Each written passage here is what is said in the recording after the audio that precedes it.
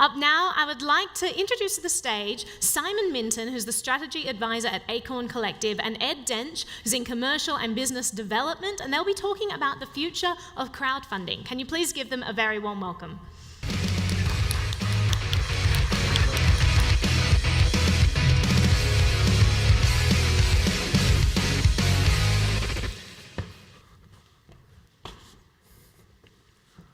Well, hi all, Kotomasu.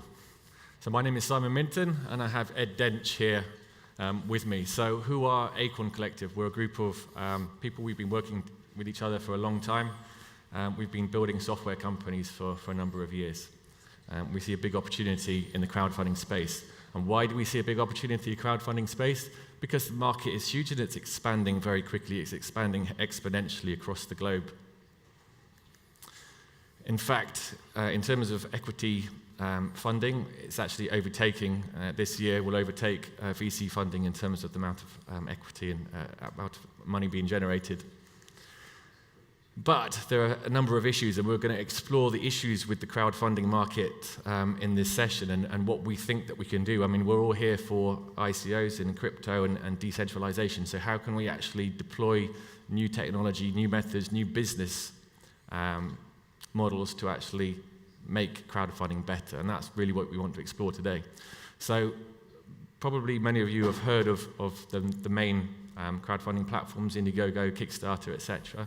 So all of those charge a transaction fee, a platform fee, and they're typically quite high for any entrepreneur that wants to go and build a solution, a product, a service on top of a crowdfunding platform. So typically you're looking at between 5 and 7% platform fees and transaction fees on top of that.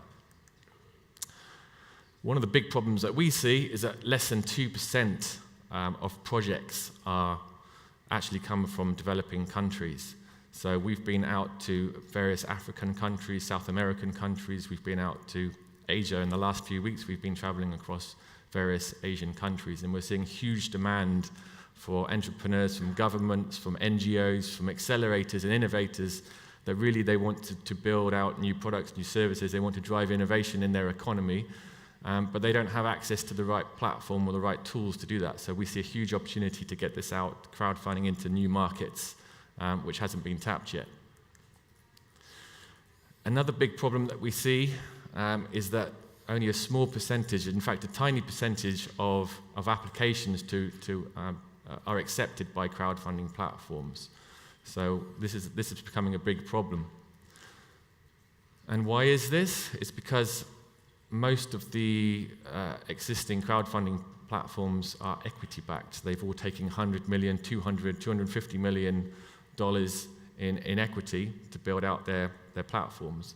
And obviously, their investors want to return on their investment, which means that they can only accept projects which have a significant chance of returning a high investment back into the platform and therefore back into the investors. So what could we do? I'm sure you've got ideas now how we could actually look at changing the business model to actually open this up. So let's look at the problems, just summarize the problems here. We've got high fees, transaction fees, platform fees. We've got a low chance of acceptance for many founders that want to get their projects up onto a crowdfunding platform. And we've got high setup costs. So to actually get it up and running and get the project up, that's expensive as well. So it's difficult. So that sets quite a high bar for organizations, entrepreneurs to actually get their projects crowdfunded. So we want to actually change the model. We actually want to crowdfund the crowdfunding market.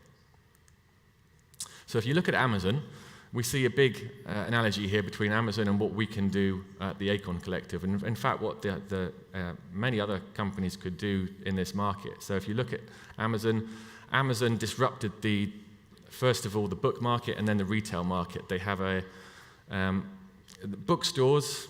Traditionally, 20 years ago, you'd go to a bookstore and they have a limited number of books. They couldn't address the demands of the market for the long tail, as it's called. Amazon came along and they can target all of the niche books and individuals that want those books, and actually that long tail makes up a significant chunk of their revenue. We actually want to do the same with crowdfunding and actually as well as target the projects which will deliver a big return. We actually want to focus on community projects or projects which won't generate a massive return for the platform. So this is a big change in focus. So we actually want to focus on that long tail of opportunity and open up opportunities globally to entrepreneurs. So from that perspective, we will be accepting any legal project from any country. So this is a big change from existing crowdfunding platforms. But unfortunately, that's not the whole story. If you look at the failure rates in the crowdfunding market, they're very much, well, they're not as good as they should be. They're very, very high in terms of failure. So nearly 80% on the existing platforms fail to raise their target in terms of the revenue they're trying to raise.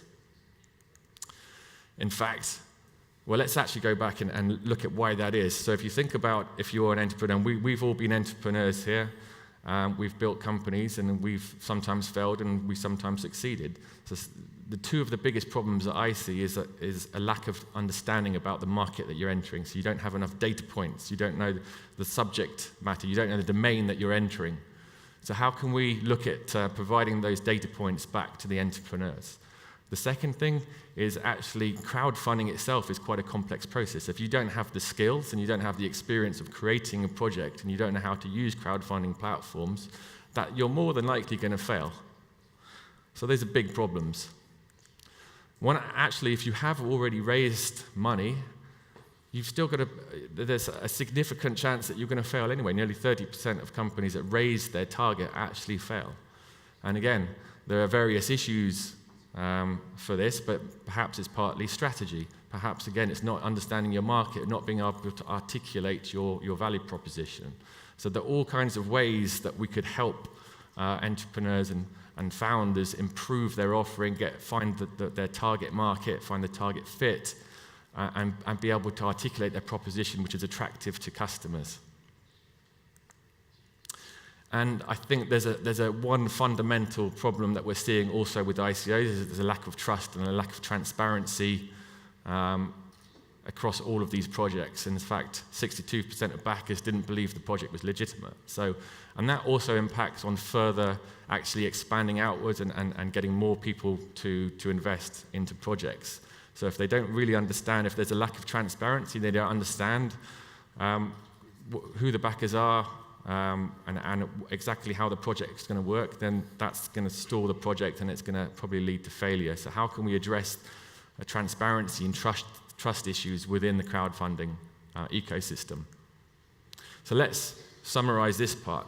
Few projects actually hit the target that they're trying to raise.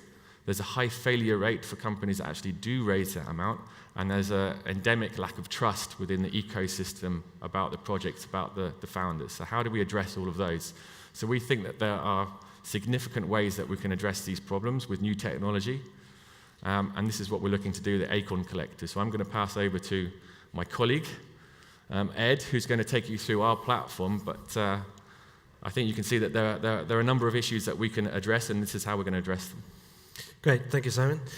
So Simon's talked to you about the problems. I'm going to talk a little bit about the solutions and what we're implementing as Acorn. So there's quite a bit more in this diagram than I'm going to talk about right now, but I'm just going to talk about the beginning, the middle, and the end. So as Simon mentioned, big problem with coming onto the platform in the first place, and the start, just because you have a great idea doesn't mean you can actually deliver that product.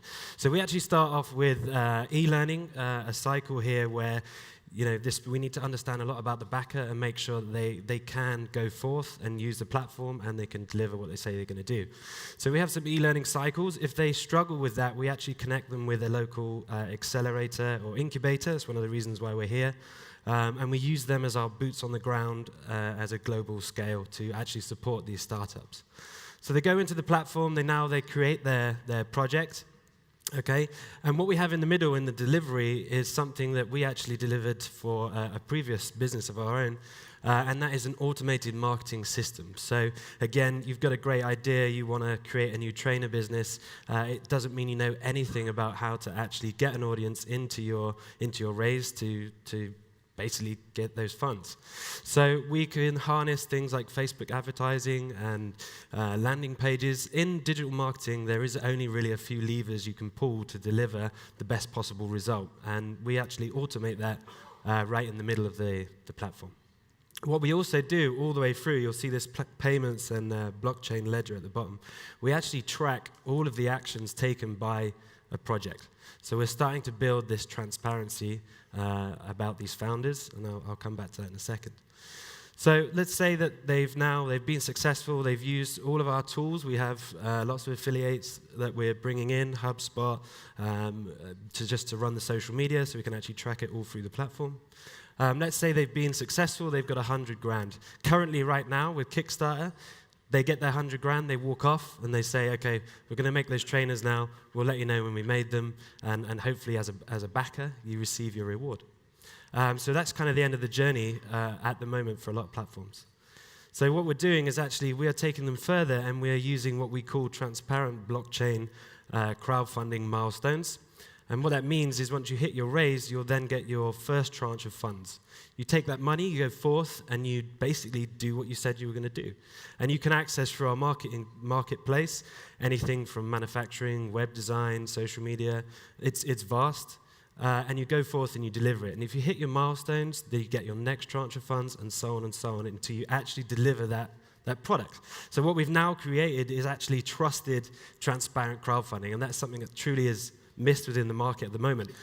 I'm going to leave it there. We've got a stand here. I'd love to talk to any of you a bit further about it. We use massive amount of data to successfully do this as well. We're about to acquisition a company that has the last 5 years worth of all crowdfunding data across the space, and that's where we are. Also, this idea of releasing funds in tranches is something that the next generation of ICOs need to look at.